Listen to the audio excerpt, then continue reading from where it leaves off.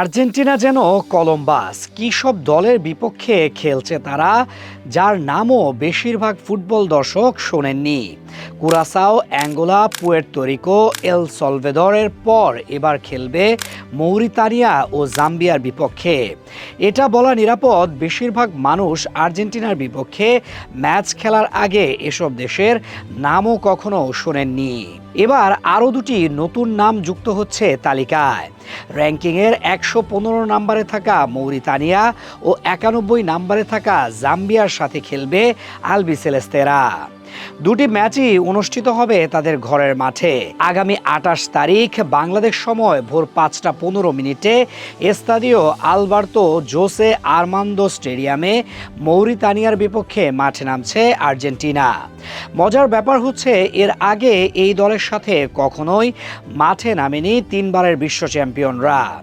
এতেই আসলে বোঝা যায় সাম্প্রতিক সময়ে কতটা নিচে নামছে দেশটি।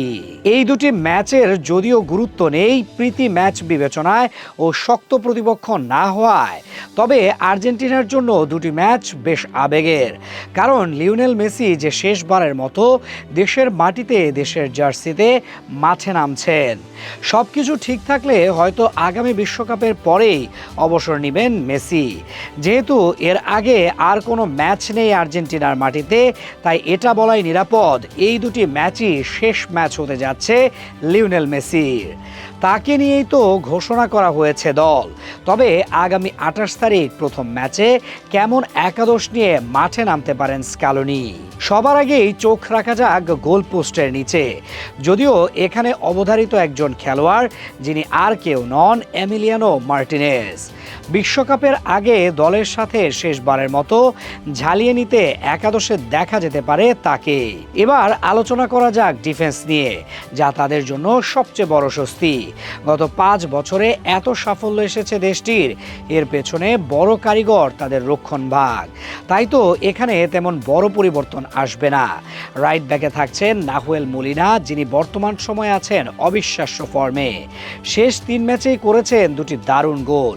এদিকে লেফট ব্যাকে থাকবেন নিকোলাস তাগলিয়াফিকো, সেন্টার ব্যাকে থাকছেন ক্রিস্টিয়ান রোমেরো এবং তার সাথে থাকবেন মার্কোস সেনেসি অথবা নিকোলাস ওটামেন্ডি।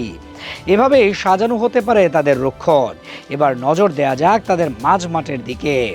রদ্রিগো ডি পল থাকছেন, তার সাথে থাকছেন ম্যাকঅ্যালিস্টার ও এনজো ফার্নান্দেজ। আক্রমণে অধিনায়ক লিওনেল মেসির থাকা নিশ্চিত, এবার তার সাথে থাকবেন লাউতারো মার্টিনেজ।